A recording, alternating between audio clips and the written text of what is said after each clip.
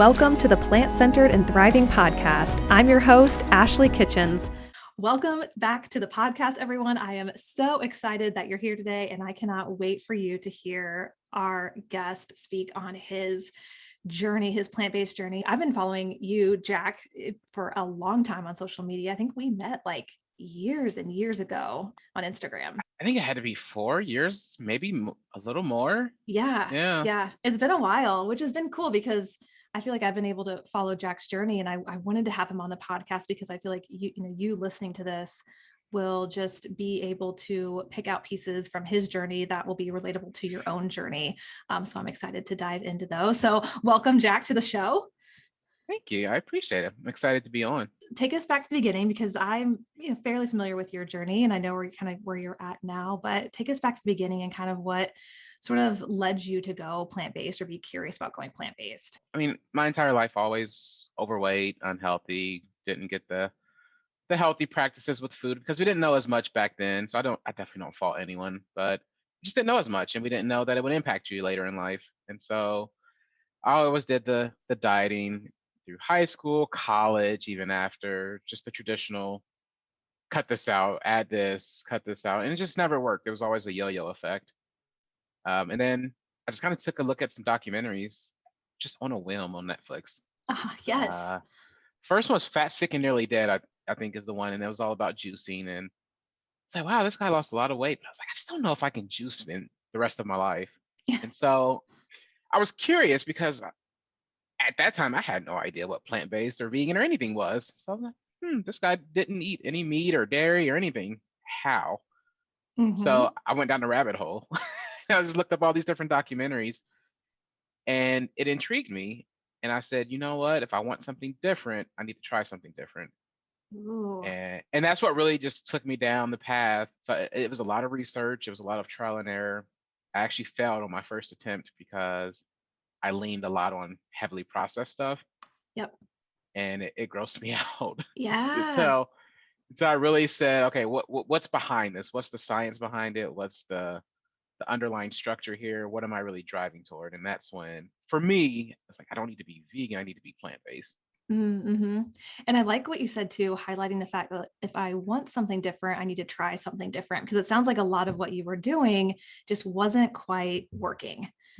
Right. Yeah. It was just a struggle. Like, I mean, I would do well. Like at one point I lost 84 pounds in 2012 and I got down to 400 from 484 and I gained it all back because it was like, oh, okay, I'm doing this so I can start sprinkling things back in.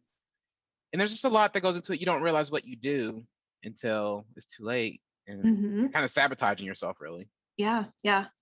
Health-wise, sort of what was going on with you, if you don't mind sharing, sort of prior to even going plant-based? Because I know that you started dieting at a young age. You started, sort of the whole yo-yo dieting. What was kind of going on with you physically?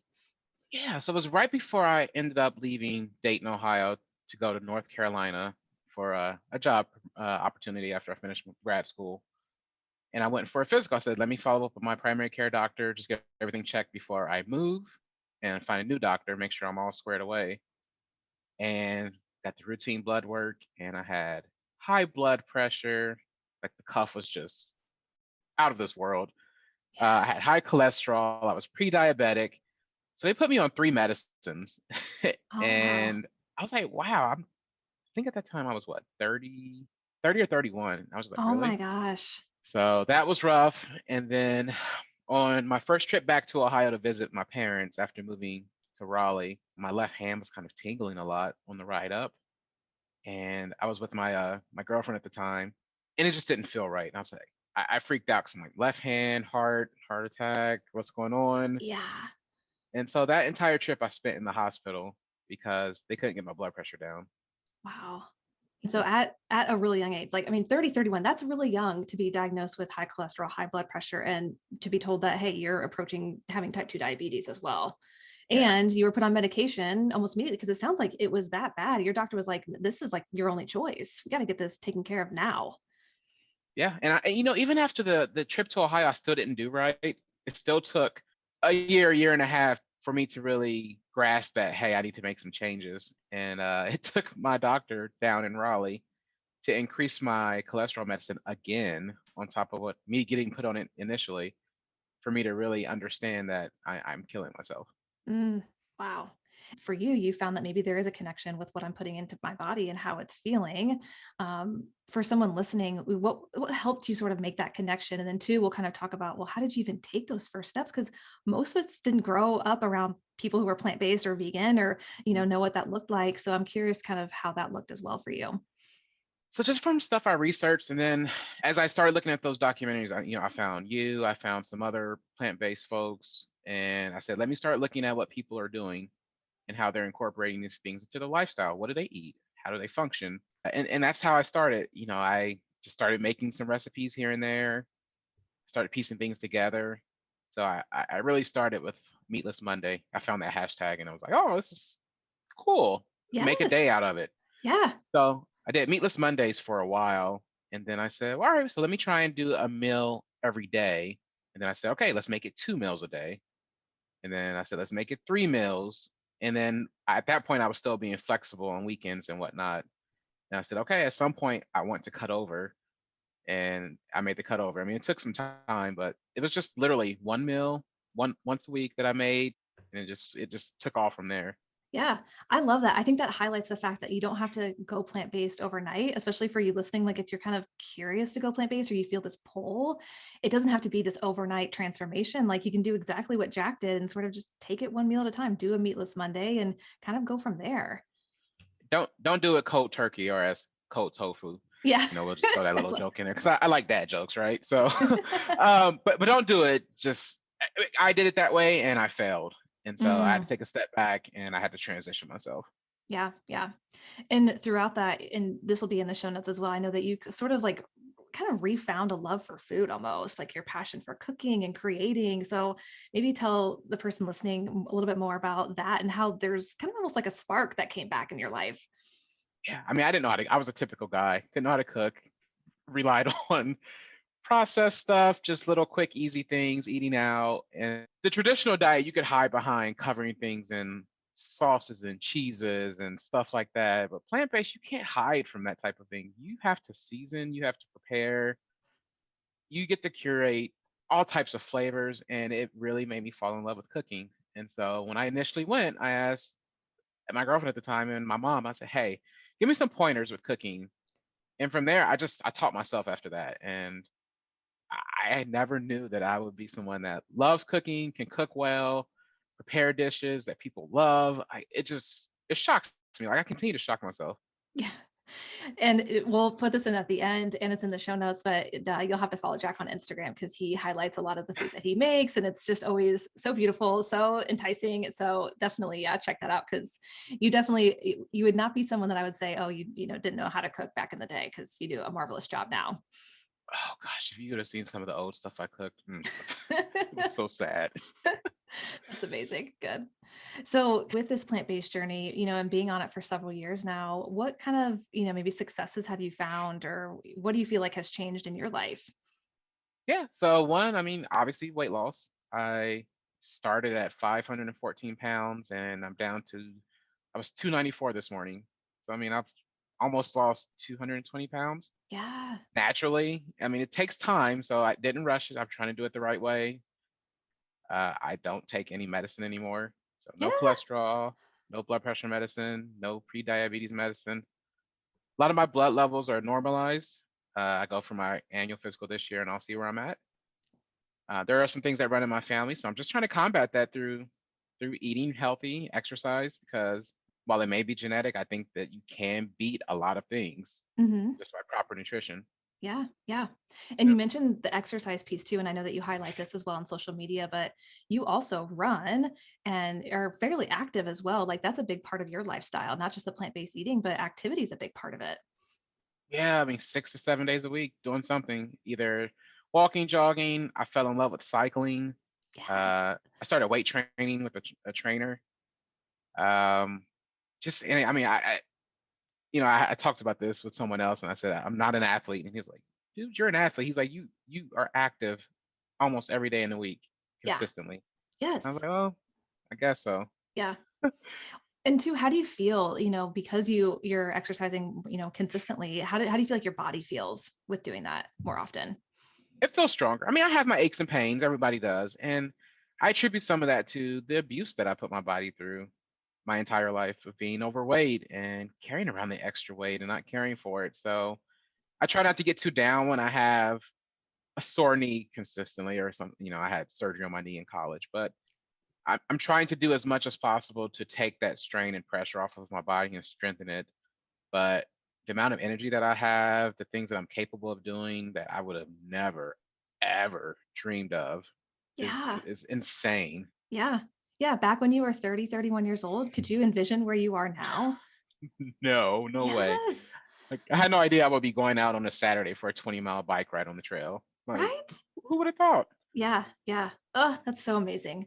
And I love highlighting the successes. And I think kind of with this too, it's also important to highlight, which Jack, this is something I really appreciate about you, is you're very vulnerable and transparent with your journey, that it's not just all wins. There are some valleys that you walk through. There are some struggles. So anything now that you feel like maybe you're still kind of coming up against, or even anything that you came up in the beginning that you want to tell the listener?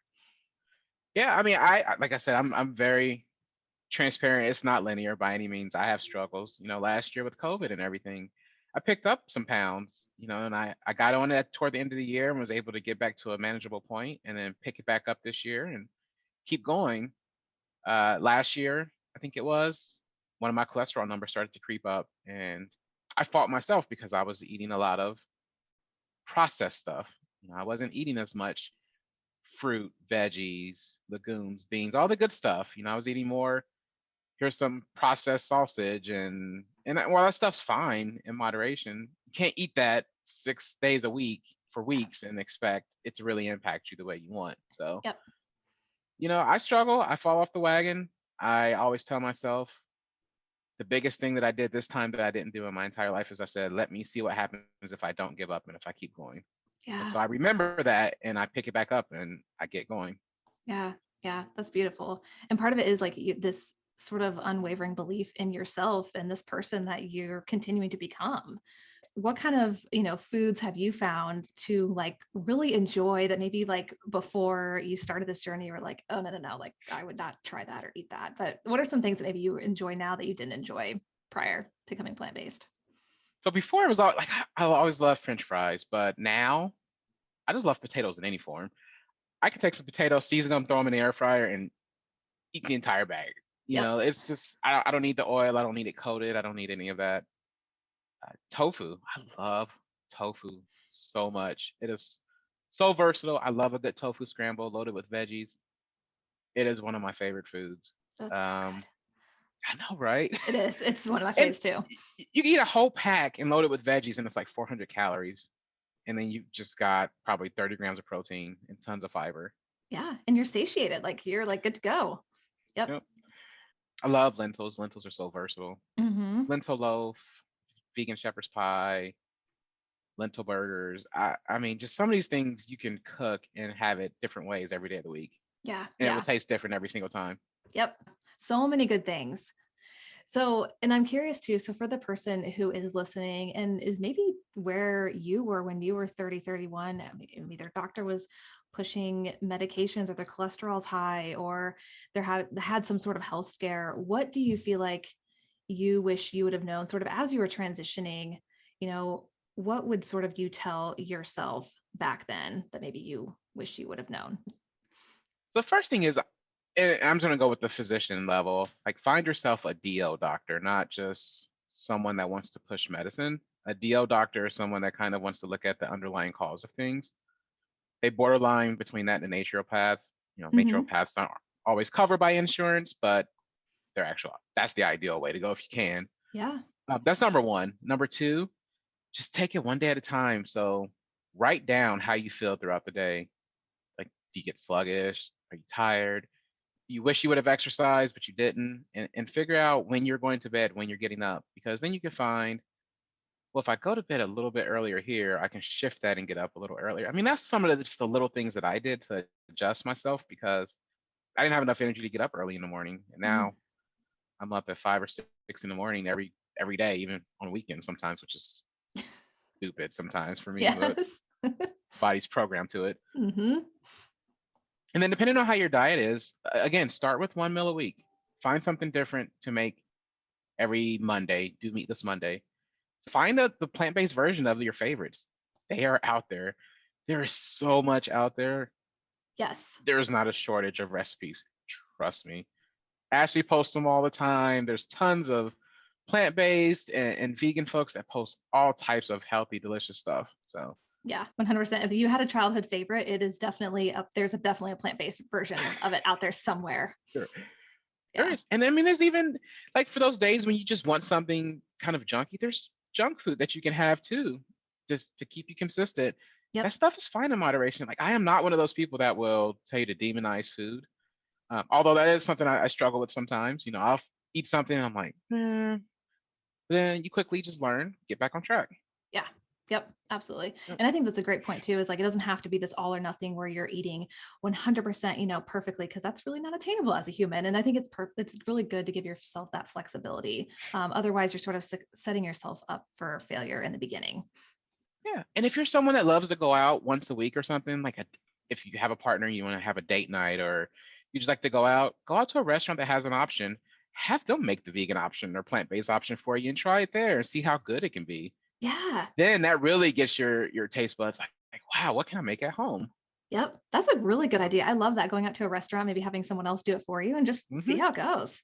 Yep. Yeah, I think that's great. And I think all those are really important, especially what you said at the beginning of, if you're wanting to find a doctor who really advocates for using food in a way, maybe not just using medicine first, but also kind of looking at the whole of what's going on with you physically. I think that's a really great recommendation for someone listening who maybe doesn't want to just go on medication right away, or is on medication, maybe wants a different alternative. It's always good to search around and find a doctor who supports what you want to do as well. And finding a DO or even a naturopath, if you can do that, is a great recommendation. Yeah, I just think it's hugely beneficial because the second doctor I had when I was in Raleigh before I moved back up here, he was like that. He was like, hey, let's look at the underlying cause of some of this stuff. Yeah. And then as I started doing things, I mean, I would come into the office and he would celebrate me. Like, dude, you've dropped 50 more pounds. He's like, I'm going to tell all my patients about you. He's like, Oh, he would take pictures of me. And I was like, I don't care. Take them, sure, sure. whatever. Yeah. That probably meant so much to him too, to see you be so successful, and because Yeah. he knew, I mean, he probably saw this version of you that you were becoming, and I'm sure it was so exciting for him to see that. Yeah. Yeah. So, I mean, just the doctor being excited for it and not just treating you like, okay, here's some medicine or here's this, bye. Yeah. Yeah. Just every little thing that you do, find the support and the structure beneath you just to lift you up. Yeah. Connect with like-minded people. Start following some plant-based folks. Start following some vegan folks. Start looking at the people that are in the lifestyle that you want to have. That is beneficial. You can't gain the knowledge and the know-how following people that do the things opposite of what you want to do. Yeah, that's such a great point. And the same, like, a lot of our family members or friends might not be plant-based or might not be sort of along that same journey. So it's so great to connect with other people on social media. That's a great way to use social media, who are Mhm. like-minded or who are on that same journey that you're on, to inspire you. Everybody on my Facebook, the amount of messages I've gotten, like, dude, you look so awesome. You're doing amazing. Like, you're inspiring. Tell me how. Let's talk. The amount of love, I'll post an update and I'll get 400 likes. And I was like, these are people I haven't talked to since high school, college, maybe even before that. And they'll come out of the woodworks and show me support. And I get so overwhelmed with just like, wow, like people care, and Yeah. people love to see this type of thing. And if I can help someone, it shows them that it's possible. That was my biggest thing. What I thought was impossible is possible. Yeah. One step at a time, though. Yep, absolutely. And again, just to highlight, you do it so in a way that's very attainable for other people, because you are so transparent about the ups and the downs, which I think makes it really helpful for people as they're following your journey. Well, thank you so much for being here, Jack. I really, really appreciate Yeah. it. Thanks for So, having me on. I was wondering, I was like, when is Ashley gonna have a podcast? This has to happen. yes. Yep, it's happening. So for anyone who does want to connect with you on social media or reach out to you or cheer you on, or even just gain some inspiration from what you're doing, where are the best places that they can connect with you? Yeah, so I'm an open book. If you have questions, let me know. I help. I'll add any insight. I mean, I'm no expert. I'm no professional by any means. But Jack Attack 9182 on Instagram. And then Facebook, I use Facebook too. It's just my name, Jack Conyers, and then the suffix is the third. So Jack Conyers, I, essentially. Awesome. Yep. And we'll put that in the show notes so you can connect with Jack really easily. So, all right, Jack, thank you again for being here. Really, really appreciate it. No problem. Thanks for having me on. All right. Bye. All righty. Bye. Until next time, keep thriving.